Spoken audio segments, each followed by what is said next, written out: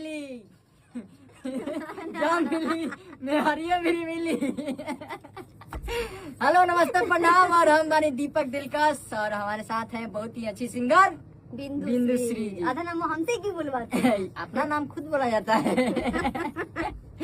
तो आज हमारे भाई एगो जो साथ में है वो नहीं है, कुछ काम से चल गया बाहर। तो आप सब बहुत ही प्यार आशीर्वाद पिछला वीडियो को दिए, और हम चाहेंगे कि इस वीडियो को भी दीजिए और सुनिए कैसा गाना लगा। हम लोग तो मेहनत करके बनाए इसको भी, सभी वीडियो को जैसे मेहनत करते हैं वैसे इसमें भी किए, और अपना पूरा भरपूर मनोरंजन करने के लिए आप लोगों के पास भेज रहे हैं हम लोग।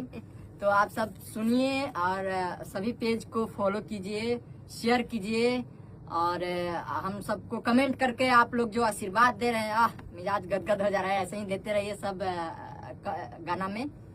तो हम ये चाहेंगे कि आप सब जितना भी लोग हैं हमारे साथ, हम लोग के इसी में फेसबुक पेज पे जितने भी फैमिली, हाँ, सबको हमारे तहे दिल से आप सबको मेरा प्रणाम है और लाख लाख शुक्रिया अदा है कि आप सब इतना ज्यादा प्यार दे रहे हैं, इतना अच्छा और ज्यादा दीजिए।